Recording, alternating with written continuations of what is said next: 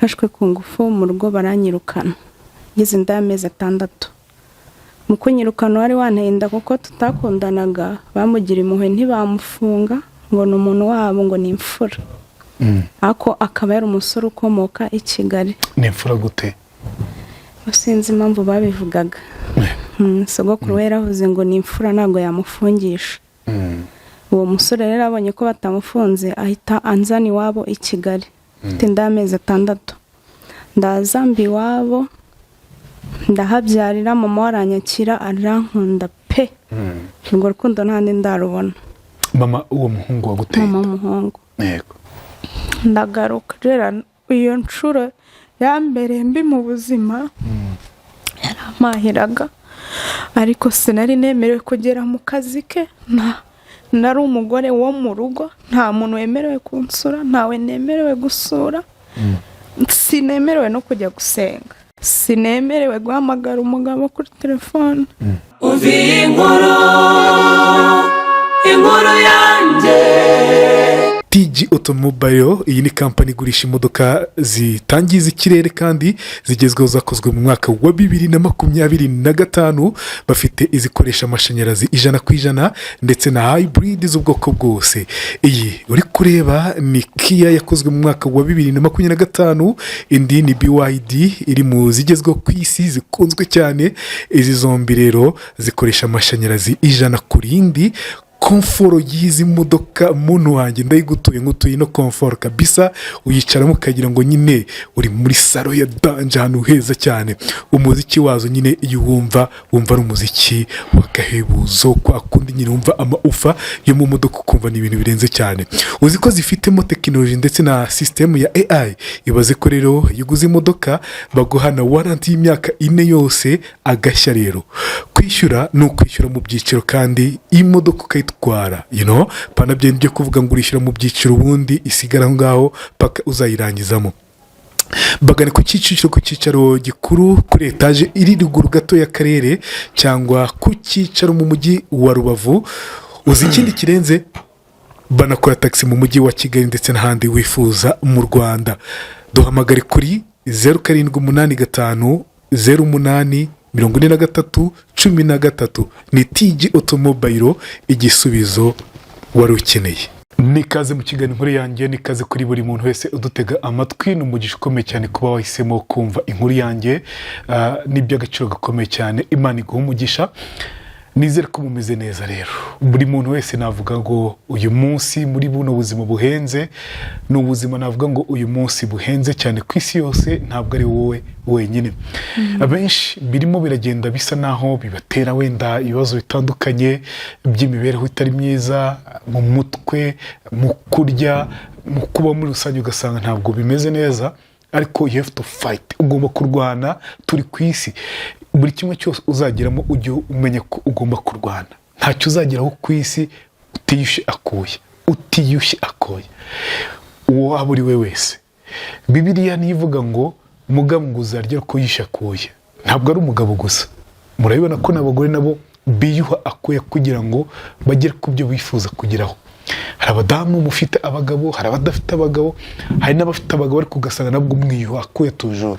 Turi ku isi y'uyu munsi mu mwaka wa 2026. Dukore cyane rero. Ndi kumwe n'Uwineza, n'umugore mwiza cyane rwose, naturel. Uwineza uraho neza? Uraho neza. Umeze neza? Umeze neza. Bajya kuvuga kuri mwiza? Yego. Barabikubwira? Okay. Ni iki bakunda kukubwira ko ufite cyiza cyane? Seka neza. Uri mwiza muri rusange ku isura. Yego, ufite inkuru yawe rero. Yego. Y'ibyo waciyemo. Yego. Navuga ngo ni ibitari byiza bigushigisha no kugeza uyu munsi. Yego. Uwineza byagenze gute? Ahantu hanshengesha cyane navuga natangire kubona ko noneho umubabaro urenze. Dutangire inkuru yawe, sibyo? Yego. Dutangire inkuru yawe, utubwire inkuru yawe ku ntangiro nibyo byiza, sibyo? Yego. Kuguhera inkuru hagati. Byagenze bite rero? Naravutse ndi umwana w'imyaka 3. Mvukana na murumuna wanjye nafite imyaka 2. Papa wacu yitabye Imana dukurira mu cyaro. badatacu batujyana mu cyaro tujya kurererwa kwa nyogokuru. yego Tubaho tuzi ko nta babyeyi tugira, ndangiza primaire njya secondaire, ngeze mu wa 3 secondaire nza gufatwa ku ngufu. Maze gukora ikizami cya leta, fashwe ku ngufu mu rugo baranyirukana, ngeze ndameze 6. Mu kunyirukana wari wantenda kuko tutakundanaga, bamugira impuhwe ntibamufunga ngo ni umuntu wabo ngo ni imfura. Ako akaba yari umusore ukomoka i Kigali. ni imfura gute? Sinzi impamvu babivugaga. Sogokuru we yaravuze ngo ni imfura ntabwo yamufungisha. Uwo musore rero abonye ko batamufunze ahita anzana iwabo i Kigali. Mfite ndameze 6. Ndazamba iwabo, ndahabyarira, mama waranyakira arankunda pe. Urwo rukundo ntandi ndarubona. Mama uwo muhungu waguteye? Mama umuhungu. yego Arankunda, ndabyara, mfasha kurera umwana kuko umungu we yaranzanye, ahita yongera asubira muri cya cyaro. Ndahaba, umwana agize imyaka 2, wa mukecuru aza kurwara. Ndamurwaza nawe yitaba Imana. Amaze kwitaba Imana kuko bari bafite aho batuye badakodesha. Famiye yo mungu nayo ikagitangira guterana n'umuryango muto cyane. Abona bakora inama za buri munsi ariko simenye icyo bagamije. Hanyuma nabo baranyirukana. Ndongera ndagenda njya mu cyaro. yego Ngeze mu cyaro, mu rugo nanone baravuga ntago nazana ikinyendaro mu rugo. Barongera baranyirukana. Mu kunyirukana ntago nabonaga ntaho kujya mfite. Hanyuma nari mfite umumama wari utuye naho i Kigali, twabanaga muri icyo gihe nabaga ko umukecuru ari inshuti yanjye musura n'abansura ari wacu mu cyaro. Uwo munsi mu rugo banyirukana yarampamagara ncumbikiriwe.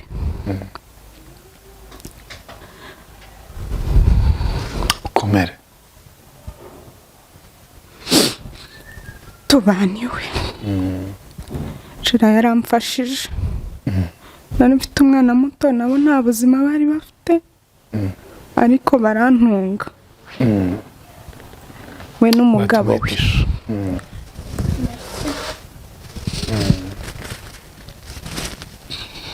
We n'umugabo we baramfasha nshaka akazi. Wa mama akajya nsigaranira umwana kuko yari atwite inda nkuru. Mbona akazi ko muri NIBA. Ndagakora cyede cyo muri NIBA. Ikora amezi 3 ngeraho ndananirwa.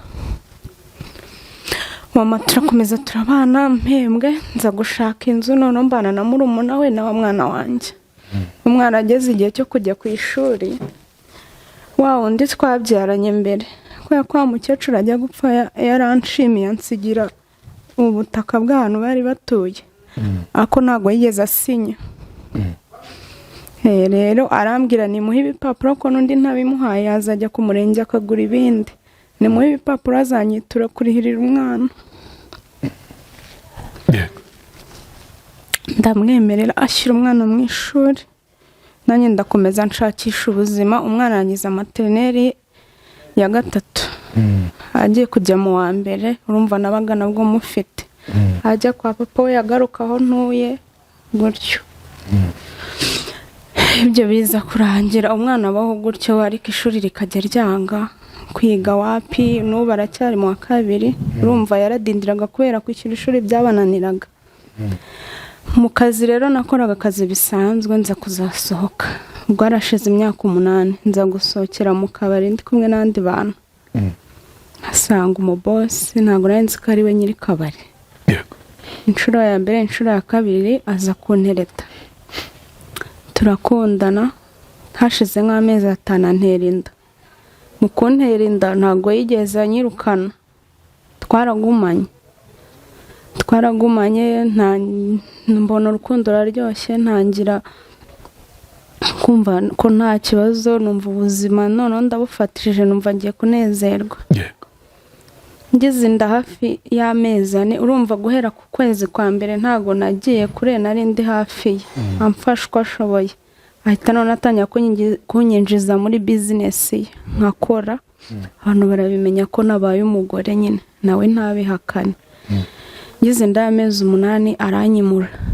Amfana none mu kazi anshyira mu rugo nyine mba umugore. rwa rugo waza ugasuramo none ukabona ko ari urugo rw'umugore n'umugabo. Urwo rugo ndugezemo jera narishimye icyumweru cya mbere. Nirwinjiramo kuko narasenga uko byagenda kose.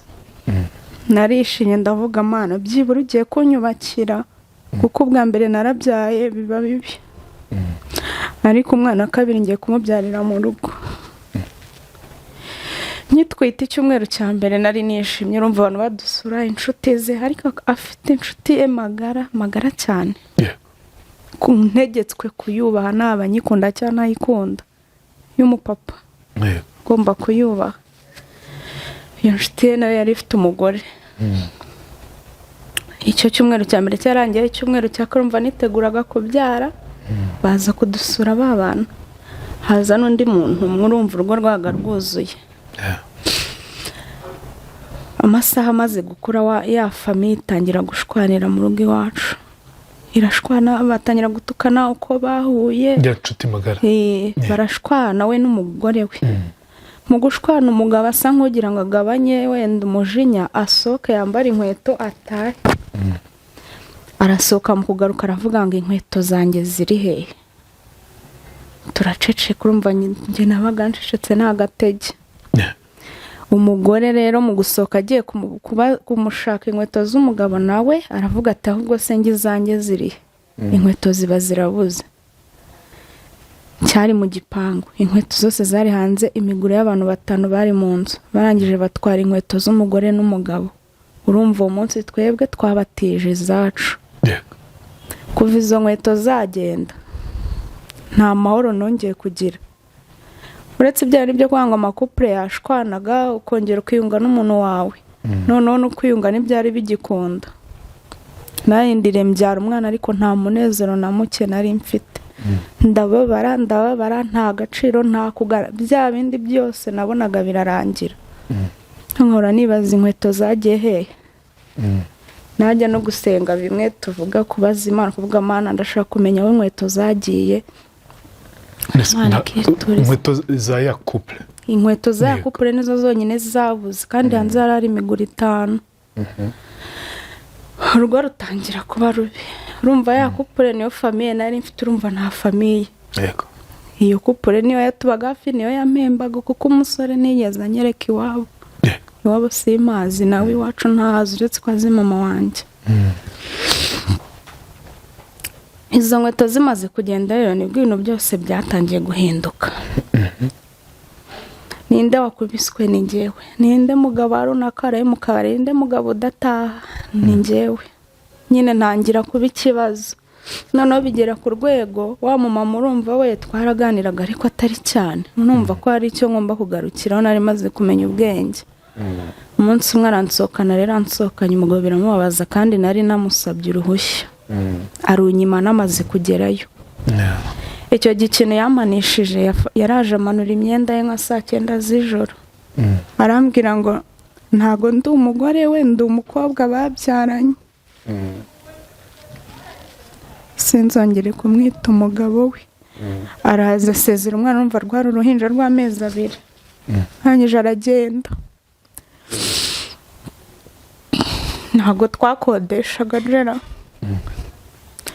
Ariko iyo nzu ntago nayigumyemo.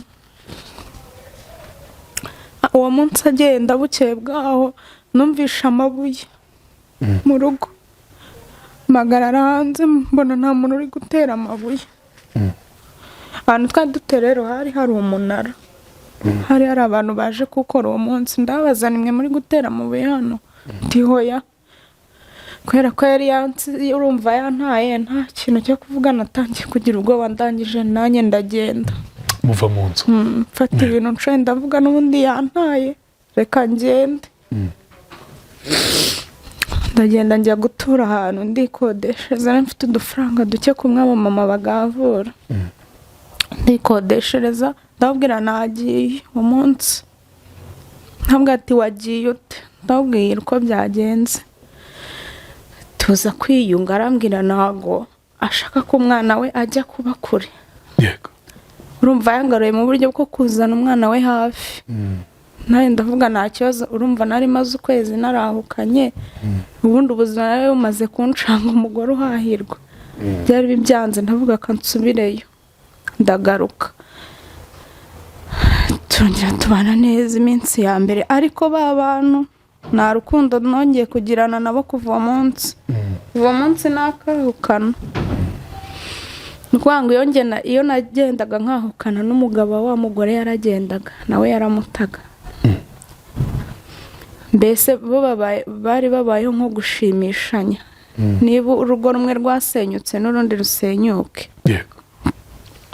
niyo umugabo wagiye n'uwe yaragendaga yego cyangwa njye nimba nagiye wa mugabo nawe agaturwa akavuga ngo ni umugore we wanshutse kandi tutavugana cyane nuko ubwo turongera turabana tumaze amezi 3 ndongera ndahukana urumva najyaga kugera aho ngenda byanze naho kujya mfite n'ubundi ndi bugende nkajya gukodesha nta famiye ndi busange yanyirukanye kera mfite umwana wese nagenda mfite 2 kwari ukugenda nkajya gukodesha cyangwa nkareba inshuti njyaho buri mezi 3 nagombaga kwahukana wagombaga kwahukana yego nkahukana namara ukwezi akongera akangarura tukabana umunsi umwe rero narahukanye ariyo nshuro ya 2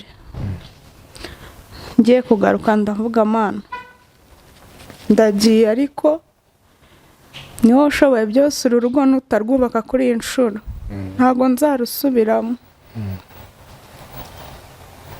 ndagaruka rero iyo nshuro yambere mbi mu buzima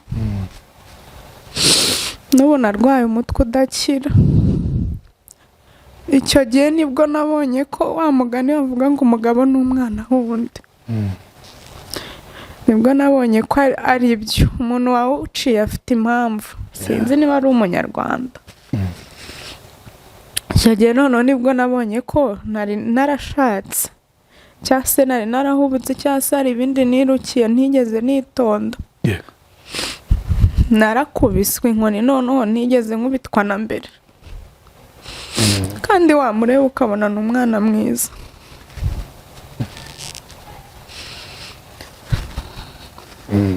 ntabwo yigeze anyicisha inzara yaramahiraga ariko sinari nemerewe kugera mu kazi ke nari umugore wo mu rugo nta muntu wemerewe kunsura ntawe nemerewe gusura sinemerewe no kujya gusenga ni ukuguma mu rugo nyine nkakora akazi ko mu rugo gusa yari gereza sinemerewe guhamagara umugabo kuri telefone mubaze wiriwe uteye urihe ibyo ntabwo byandebaga kubera iki zari izo kondisiyo zaje gutesa izo kondisiyo ko mwatangiye mufite urugo rwiza turatangiye ari urugo rwiza kuva icyo gihe twabura izo nkweto nibwo nyine nagiye mbona umuntu ahinduka bivuze se ko utekereza ko baba barabaroze se ngenda bitekereza igihe mwaburaga inkweto umunsi umwe ijoro rimwe nibwo byatangiye se nibwo amakimbirane yatangiranye ibindi byari bya bindi by'amakupura ashwana mu kongera mu gasura ubona ko nta ribi ariko ibibi byose byatangiye tukibura izo nkweto mwigeze se mwicara ngo mubiganireho muvuge muti ariko kubera iki byiyongere kuki twashwanye cyane njyewe nabiganireho n'undi mushyitsi umwe wari uhari n'uyu munsi niwe tubiganira avuga ariko ziriya nkweto zagiye gute urumva we nabimuganije naho ku bundi nkweto burazagiye umuntu waje agatwara inkweto zari zinashaje natwara izindi nkweto za diyama zari zihari ninde noneho agatwara inkweto z'umugore n'umugabo ukabona nyine we ntibimuri akavuga ati hakumva ari nk'ibintu bisanzwe ahubwo njye n'uwo mushyitsi wundi wari uhari w'umupapa nawe niwe twayaga tubigana twavuga ariko inkweto zagiye bitewe n'ibyo wenda nashoboraga kuba namuganiriza ubwo rero inshuro ya nyuma niyo nari ngarutse nje kubaka ndakubitwa cyane ndumaramo amezi 7 ntarahukana narabwiye Imana ni nago aya mezi 3 nago nshaka bakarande nago nzongera kugenda ndihangana ariko ndakomeza ndahaguma noneho icyo gihe byabaye bibi bigera ku rwego urumva inshuro zose nakubitwaga nta muturage wabaga ubizi, narakomezaga nkihagararaho umugore w'umukire nkajya mu bantu nkaseka ariko wapi. Umunsi umwe rero kwihangana bikajya binanira, byari bigeze ku rwego kwihangana binanira, nkavuza induru noneho abaturanyi bakanyumva.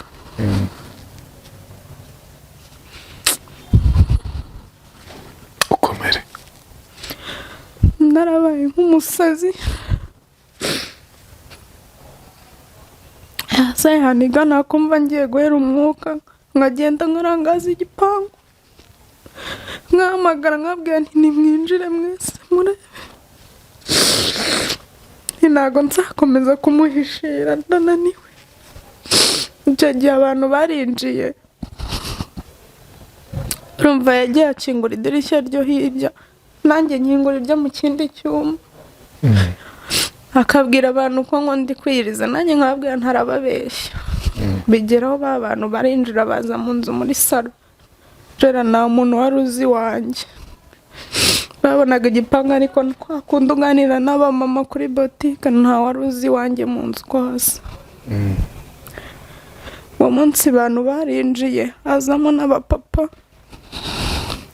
njye narababwiraga ndashaka kwigendera, nimureke ngende mureba ndazagira ikintu kiba, ntinarihishire bihagije.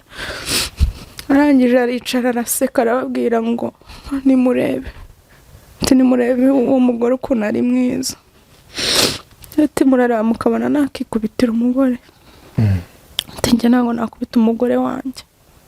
Mpinduka nk'ikigoryi mu bantu, abagurira amayoga amafanta baranywa, nyine mba ikigoryi nta kintu ntari kurenza mu baturage, bakumva ko ari umurengwe.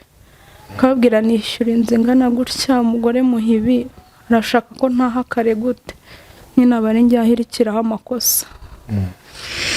Urumva uwo munsi ntabwo twigeze twiyunga, ba baturage bageze igihe buri wese usinze wese agataha, guma mu rugo nta hantu nigeze njya.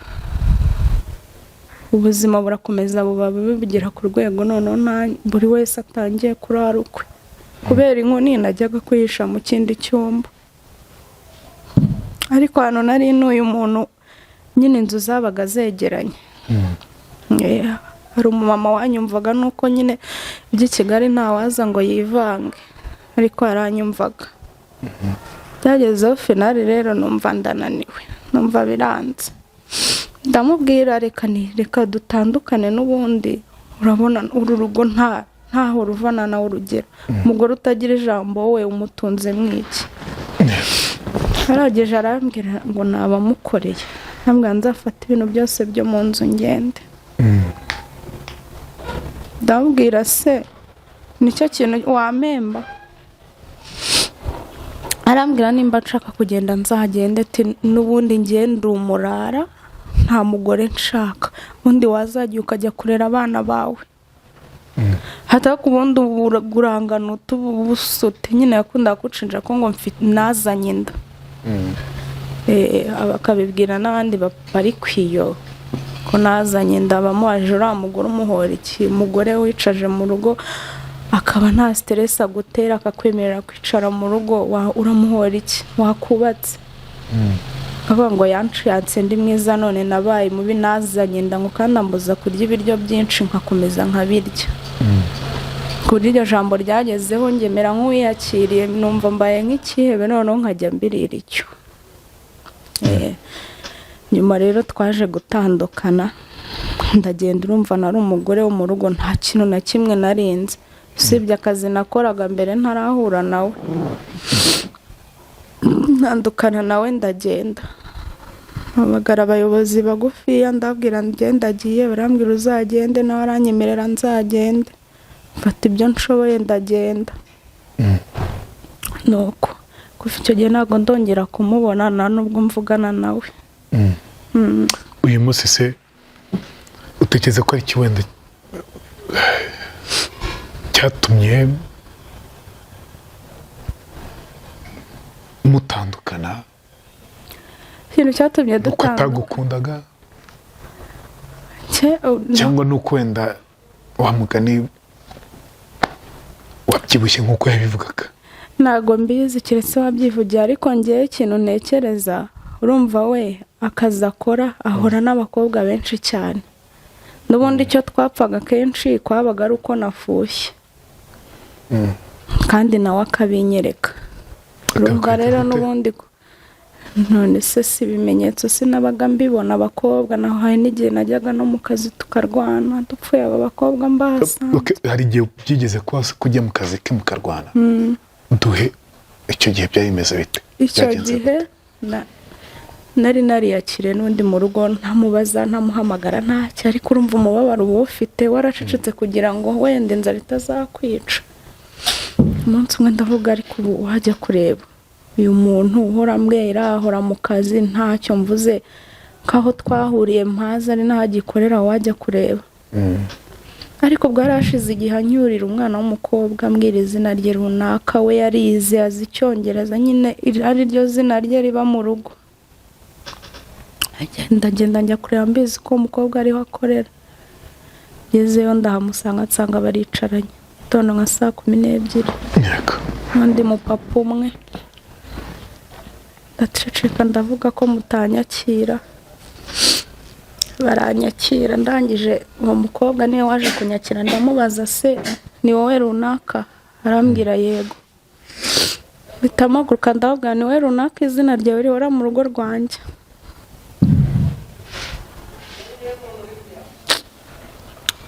rero uwo munsi wabaye mubi mu buzima, nararwanye uwo mwana ndamwirukana.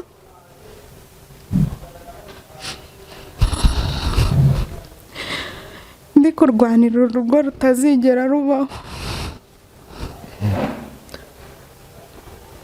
uwo munsi nararwanye nawe turarwana, araniga.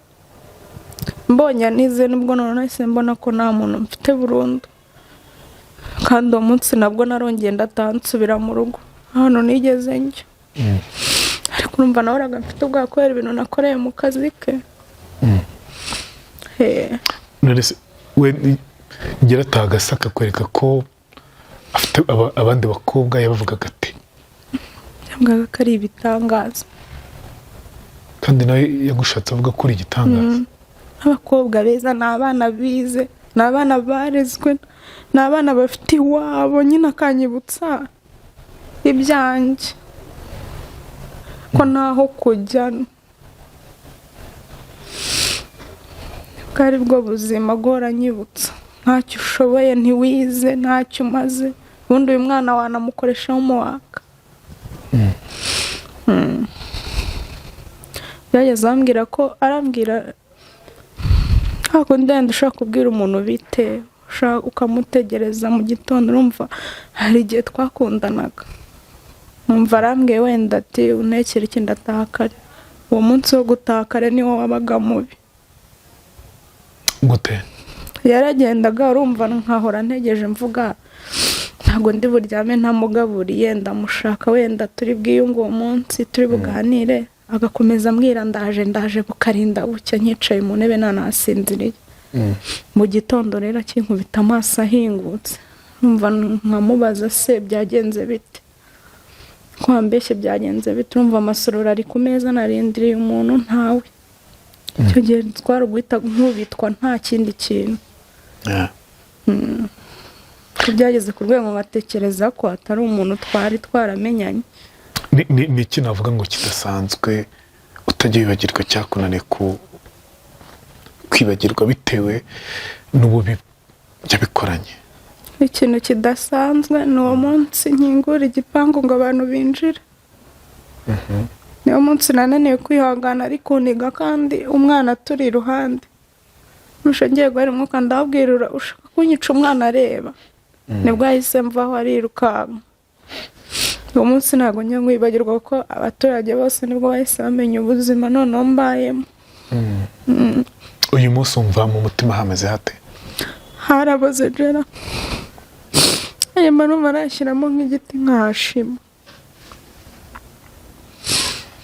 nta munezero nta muke mba numva narazinutswe igitsina gabo n'umwana wanjye nabyaye w'umuhungu njya mureba nkumva nteye impungenge. gute? ndanekereza nyine ibyo bintu byose nabayemo nkavuga amana ko hari igihe umwana akura ugasanga agize imico nk'iya papa we byazaba ndi no kuruha gutya. ndababaye cyane. reka dusoze ukomere. wumva umuntu uri kumva muri kano kanya wamubwira iki?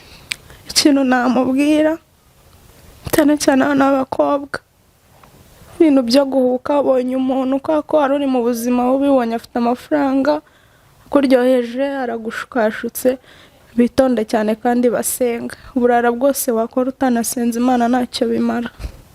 uburara wakora utanasenze Imana? ugomba kubukora wasenze Imana byibura rero. hari abantu hari umuntu ushobora nko guhera ku wa mbere akora akazi anasinda agira ati ariko byibura ku wa gatandatu akavuga ko ngiye gusenga. uwo muntu ntabwo warakoze uburara se? oyanjye ntabwo nabukoze ariko narahubutse.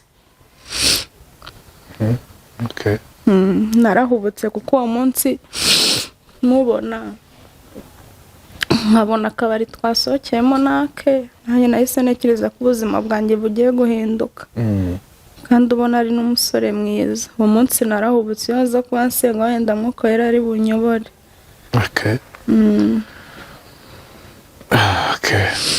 hari abantu bazinuka ngo abasore beza bitewe n'uko ngo babahemukiye. nawe niko byagenze cyane. ikindi n'abamama bubatse bakiri mu ngo zabo, aba bantu tubona nyine ngo ni inshuti zacu, ni inshuti z'abagabo bacu, ntabwo tuba tuzi mu mitima yabo ibyo bari gutekereza cyangwa ibyo bapanga. nabo bajye babitondera kandi babasengere. urakoze kuba natwe mu kiganiro Inkuru yanjye. kuza kwifuza watanga nimero ya telefone? nimero yanjye ni 078 66 33 151. urakoze kuba natwe mu kiganiro. namwe murakoze.